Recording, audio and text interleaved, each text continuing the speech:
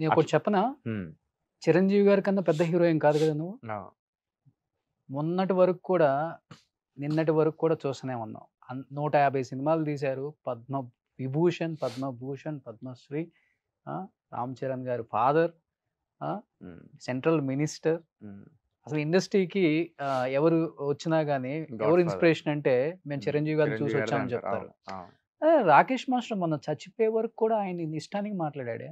ఏ రోజు కూడా చిరంజీవి గారు ఒక్క క్షణం కూడా ఆయన మీద వచ్చే నెగిటివ్ కామెంట్స్ మీద ఆలోచించారు. నువ్వు ఆయన బాగా ప్రేమిస్తావు కదా, ఆయన దగ్గరికి వెళ్తుంటావు, బ్లెస్సింగ్స్ తీసుకుంటావు. సౌత్ ఇండియాలోని అతి తక్కువ ధరలకి రత్నాలను అందించే ఏకైక సంస్థ 6JVR.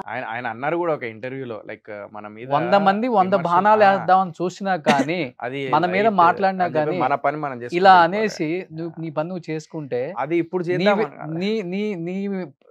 నువ్వు హైట్ లో ఉంటావు అనేవాడు ఎప్పుడు ఆడే ఉంటాడు. అదే ఇప్పుడు వాళ్ళు అనగానే ఏమన్నా వచ్చిందా? చిరంజీవి గారు నాకు అదే చెప్తారు. అదే is my godfather. Definitely we all are like మనం అందరం ఆయన నుంచే ఇన్స్పైర్ అయినాం. సో నేను అదే అంటున్నా, it's all about the experience which I got. ఎదిగేటప్పుడు 100 మంది 100 అంటారు బాయ్. వాడు అన్నాడని చెప్పేసి మనం వాడి గురించి ఎత్తామనుకో, నేను అదే అంటున్నా, మన స్టాండర్డ్స్ పోగొట్టుకున్న వాళ్ళం అవుతాం. అదే అయిపోయింది ఇప్పుడు. అదే కదా, ఇది జరగాల్సిన డ్యామేజ్ జరిగిపోయింది నాకు. ఓకే, కోట్ల మందికి తెలుసు మనం ఏంటో, మన క్యారెక్టర్ ఏంటో. యాజ్ ఎ ఛానల్ ఈ రోజు నేను ఉన్నానంటే ఈ పొజిషన్ లో 100 మంది అనుకుంటారు, కింద కామెంట్స్ పెడతారు. నాకు చెప్పిన ఈ విషయం లాస్ట్ టైం కూడా ఇలా అనుకొని వదిలేస్తే ఏముండదు, అనుకోని ఏమవుతుంది. సో అదే చెప్తున్నా. సో అలా అనేసరికి అలా నాకేమైపోయిందంటే, చలో ఏంది మనోడు ఇలా అనేసిండు, సరే గారు గాడు అన్నాడు, అప్పటికి స్టాప్ అయిపోయింది. మళ్ళీ నేను దాని గురించి మాట్లాడలేదు, నేను మాట్లాడలేదు, లైట్ తీసుకున్నా. కింద అందరూ ఎడ్యుకేటెడ్గా మాట్లాడిండు, వెల్ మెచ్యూర్డ్గా మాట్లాడిండు అది. సో అదే నేను ఎక్స్పెక్ట్ కూడా నేను రివ్యూ ఇచ్చేటప్పుడు కొంచెం ఎటకారంగా కాకుండా, ఎందుకంటే కష్టపడి సినిమా చేస్తాం ప్రతి ఒక్కరం, సో అట్లీస్ట్ ఎఫర్ట్స్ కన్నా వాల్యూ ఇచ్చి. సో నేనేమంటున్నాను, వ్యక్తిగతంగా నీ యూట్యూబ్ ఛానల్కి వ్యూస్ కోసము ఒకరి లైఫ్తోని నువ్వు రివ్యూ ఇవ్వడంలో డెఫినెట్లీ తప్పు లేదు. నీ వల్ల ఒక నష్టపోయినా కూడా తప్పు లేదు. ఎందుకంటే చాలామంది ఏమంటారంటే, రివ్యూ ఇచ్చినా కూడా చాలామంది సినిమాకి వెళ్తారు, రివ్యూ ఇస్ డజంట్ మ్యాటర్ అని చెప్పేసి అంటారు. బట్ అది పెద్ద సినిమాలకి, నాట్ ఫర్ స్మాల్. అంటే అనేది కూడా ఈ అబ్బాయి ఒక్కడి గురించి కాదు, ఇట్లాంటి వాళ్ళు ఇంకో 10 మంది కూడా వస్తూనే ఉంటారు యూట్యూబ్ ఉంది కాబట్టి. నాలాంటి స్ట్రగ్లింగ్ ఆర్టిస్ట్, అతను ఒక మాట అన్నాడు, టాలీవుడ్లో స్ట్రగ్లింగ్ ఆర్టిస్ట్ ఉన్నాడు భయ్య సోహెల్ అంటాడు. నేను స్ట్రగ్లింగ్ ఆర్టిస్ట్ అని తెలుసు, అతని నోటి నుంచి అన్నాడు ఆ మాట. స్ట్రగ్లింగ్ ఆర్టిస్ట్ అంటే ఎట్లుంటుందంటే భయ్య, ఇక్కడ ఒకటి చెప్తా. ఇప్పుడు ఇతను చెప్పడం, ఆల్రెడీ బిగ్ బాస్ నుంచి వచ్చిండు, సీరియల్ నుంచి వచ్చిండు అని చెప్పేసి ఆల్రెడీ ఒకటి నా కంటెంట్ ఉన్న సినిమా మిస్టర్ ప్రెగ్నెంట్ అని తీసిన. ఓకే, నేను వాస్తవంగా చెప్పాలంటే అది ఇంకా థియేటర్లో ఎక్కువ ఆడాల్సిన సినిమా. అది మంచి పేరు తెచ్చుకున్న ఆ సినిమాతో, నేను మిస్టర్ ప్రెగ్నెంట్తో. సో అది అట్లా అవ్వకూడదు ఈ సినిమా అనే ఉద్దేశంతో ఒక ఇదిలో ఉండే నేను. సో నేనేందంటే, అతను ఎప్పుడైతే ఆ మాట లైక్, సో ఎక్కడైతే అతను ఆ మాట ఇది చేసిండో, నాకు ఎందుకో బ్రో అది తీసుకోలేకపోయినా ఆ టైంలో. నేనైతే ఆ అబ్బాయి నేను తప్పు పట్టినా, ఆ అబ్బాయి స్వేచ్ఛ, ఆ అబ్బాయి చూసాడు, ఆ అబ్బాయికి నచ్చలేదు పెట్టాడు. కానీ నీ మీదే కాదు, ఎవరి మీద నచ్చలేదని పెడితే పెట్టుకోవాలి. అదే ఎఫర్ట్స్ నేను అనేది ఏంటంటే, ఎఫర్ట్స్కి ఇప్పుడు నాకు తెలుసా ఆ అబ్బాయిది ఏదో నేను సాంగ్ వస్తే నేను స్టోరీ కూడా పెట్టిన, ఇది చూడండి ఈ సాంగ్ అని చెప్పేసి. సో నాకు అతను చెప్పే విధానం నాకు నచ్చకపోయేసరికి అట్లా రియాక్ట్ అయినా. Okay, what ever it happened. But ఎందుకంటే రేపటి రోజున ఏ ప్రొడ్యూసర్ ఏ డైరెక్టర్ అయినా ఎఫెక్ట్ ఉంటుంది, నాలాంటి సినిమాలకు ఎఫెక్ట్ ఉంటుంది. మాలాంటి వాళ్ళకి ఏంటంటే, ఇప్పుడు ఇంత ఎఫెక్ట్ జరిగిందా, మొత్తం ట్రోల్స్ పడ్డాయా, మొత్తం డౌన్ అయిపోయినా, నేను డౌన్ చేసిర్రా, నేను మళ్ళీ లేవాలంటే నేను మళ్ళీ స్క్రాచ్ నుంచి మొదలు పెట్టాలి. ఇక్కడంటే సూసైడ్ చేసుకుంటాడేమో ఆ ఆలోచనలు వస్తాయేమని బాంబే పంపించారా? లే ఇక్కడ అదే చెప్తున్నా. నేను డిప్రెషన్లోకి వెళ్ళిన, స్టార్టింగ్ 2 daysకే డిప్రెషన్లోకి వెళ్ళిపోయినా. నేను 2 daysకే లైక్ థర్డ్ డే వెళ్ళిపోయినా. నేను ఎందుకు వెళ్ళిపోయినా అంటే, నేను వెళ్ళిపోలే, నన్ను పంపించేసారు ఇక్కడ నుంచి, టార్గెట్ చేసిండు. ఈ ట్రోల్స్ అవన్నీ ఒకటే దాంట్లో ఒక పేజ్లో 12,000 సబ్స్క్రైబర్స్ ఉన్నారు. దాంట్లో ట్రోల్స్ వేయించి దాన్ని పుష్ చేసిండు. యాడ్ అదే ఏదో అంటారు కదా, ఇంత డబ్బు ఇస్తే ఎన్ని వ్యూస్ వస్తాయి, అది అవన్నీ చేపించిండు. ఆ అబ్బాయి కావాలనే అన్ని టార్గెట్ చేసిండు. నాకు అర్థమైపోయింది అది ఎందుకంటే he is having social media influence. ఇప్పుడు నాకు సినిమా ఇండస్ట్రీలో ఇన్ఫ్లుయెన్స్, బట్ ఎవరు వచ్చి మాట్లాడరు. ఎందుకు మాట్లాడరు అంటే, they don't want to get involve in to all this and they don't want to get blame them self. ప్రతి ఒక్కరికి ప్రాబ్లం ఉంటుంది. బట్ నేను బయట పెట్టినా వాళ్ళు బయట పెట్టలేదు, అంతే తేడా. ప్రతి ఒక్కరు పాపం ఇది ఫేస్ చేసేదే ప్రతి ప్రొడ్యూసర్. అట్లీస్ట్ ఏమంటున్నానంటే కష్టానికి కొత్త ప్రొడ్యూసర్స్ కానీ, స్ట్రగ్లింగ్ ఆర్టిస్టులు కానీ, స్ట్రగ్లింగ్ యాక్టర్స్ కానీ సినిమా చేస్తున్నప్పుడు అందరు హిట్ అవ్వాలనే తీస్తారు సినిమా. కానీ ఒక ప్రయత్నానికన్నా కనీసం వాల్యూ ఇచ్చి, ఎందుకంటే ఆ ప్రయత్నం సినిమా చేసి రిలీజ్ చేయడం అనేది నీకు ఇంక అంతకన్నా డేంజర్ ఇంకేం లేదు. పాలిటిక్స్లో అన్నా నీకు ఈజీ ఏమో, వెళ్ళి లైక్ ఏదో మనం 10 మందికి ఇంత తాగిపిస్తే తినిపిస్తే లేకపోతే ఏదో చేసేసి అది చేసి ఇది చేసి ఏదో మాయమాటలు చెప్పి ఇది చేయొచ్చు. బట్ సినిమా అనేది ఏంటంటే ఒక కష్టం, ఎంటర్టైన్ చేయడానికి మాత్రమే మేము తీస్తాం. ఎంత కష్టపడినా ఏమైనా కూడా తెర వెనకాల ఈరోజు ఇంతమంది వచ్చి నా గురించి మాట్లాడుతున్నారు అంటే కేవలం నా కష్టాన్ని గుర్తించి నా కష్టం దగ్గరుండి చూసిరు కాబట్టి ప్రతి ఒక్కరు ఈరోజు సెలబ్రిటీస్ అయినా కూడా నా కష్టం చూసే మాట్లాడుతున్నారు. ఎంతమంది ఫోన్లు చేసిరు తెలుసా నాకు?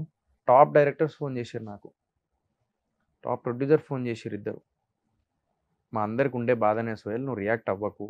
ఎస్ అఫ్ కోర్స్, నిజంగా అందరికి ఉండేదే ఇది. మాకే అర్థం అవ్వలేదు ఎందుకు ఇంత రియాక్ట్ అయ్యాడు సోహెల్. నువ్వేం ఇదవ్వకు, అలాంటి వాళ్ళు పుడితేనే ఉంటారు, ఎంతమందిని ఆపుతావు నువ్వు? మనం చేసుకుంటూ వెళ్ళిపోవడమే, మనం ఇంతే, ఇంకా నువ్వు దాని గురించి ఎక్కువ ఆలోచించాలంటే. అప్పుడు అర్థమైంది మా ఫీలింగ్స్తో పని లేదు, మా ఫీలింగ్స్తో పని లేదు, కేవలం మా సినిమా కంటెంట్తో పని ఉంది. ఇప్పుడు ఆడియన్స్ కూడా కాంటెంట్ ఉంటేనే ఆదరిస్తారు. అదే అదే మన వాళ్ళు అది ఇంకా బిగ్ బాస్లో అటే ఉండిపోయినా, నేను అక్కడ నుంచి బయటికి రాలేదు. సో ఆ అబ్బాయి అలా అనేసి అయ్యా సరే వదిలేసే ఇంకా నవీన్ గురించి. So I just gave the clarity. ఇప్పుడు ఆ అబ్బాయి ఒక మాట అన్నాడు, ఏమన్నాడు, నాకు ట్రైలర్ నచ్చలేదు, నేను ఎందుకు ఇస్తా రివ్యూ అని చెప్పేసి అన్నాడు ఇంటర్వ్యూస్లో. చాలా నాకు ట్రైలర్ నచ్చలేదు, ఓల్డ్ స్కూల్ ట్రైలర్లా ఉంది, అందుకే నేను దాని గురించి నేను రియాక్ట్ అవ్వాలనుకోవట్లేదు, సో నేను రియాక్ట్ అవ్వను, నాకు నచ్చలేదు ట్రైలర్ అన్నాడు. బట్ అదే అబ్బాయి మిస్టర్ ప్రెగ్నెంట్ సినిమా చూసిన తర్వాత నేను మెసేజ్ చేస్తే దానికి రిప్లై ఏమని ఇచ్చాడు? Thank you for the invitation bro, waiting for bootcut Balaraju, trailer అదిరిపోయింది, thanks for showing it to me, release అవ్వకముందే. So that guy gave the reply for this. So trailer ఆ అబ్బాయికి కూడా నచ్చింది, bootcut Balaraju trailer. But in front of camera నాకు నచ్చలేదు అని చెప్పేసి పెట్టేసాను. పబ్లిక్ ప్లాట్ఫామ్లో పెట్టిండు అది, నా ట్రైలర్ అదిరిపోయింది అని. సో నేను అదే అంటున్నా, I should appreciate him.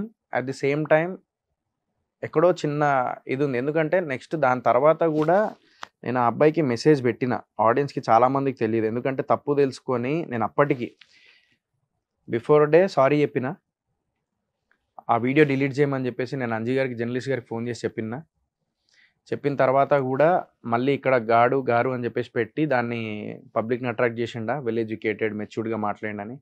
Next దాని తర్వాత కూడా నేను మెసేజ్ పెట్టిన, బ్రో నువ్వు చాలా టార్గెట్ చేసావు, సారీ చెప్పినాక కూడా సరే నా కష్టాన్ని అండ్ నా ఎమోషన్స్ని నువ్వు వాడుకున్నావు, నువ్వు టార్గెట్ చేసిన దానివల్ల నేను ఎంత డిప్రెషన్లోకి వెళ్ళానో నీకు తెలియట్లేదు, నేను డబ్బు పెట్టి సినిమా తీసా బ్రదర్, నాకు పెయిన్ ఉంటుంది, ఆ ఫ్రస్ట్రేషన్లో అన్నాను, అండ్ దానికి సారీ చెప్పినా కూడా టార్గెట్ చేసావు, ఇప్పుడు మళ్ళీ నీకు కౌంటర్ వేయచ్చు, బట్ నేను ఇంకా ఇంతటితో స్టాప్ చేద్దాం అనుకుంటున్నా, ఎందుకంటే ఆల్రెడీ నాకు డ్యామేజ్ జరిగిపోయింది, నా లైఫ్ రిస్క్లో పెట్టావు, నాకు ఏదైనా జరిగితే ఫర్ ద రీజన్ నువ్వే అవుతావు.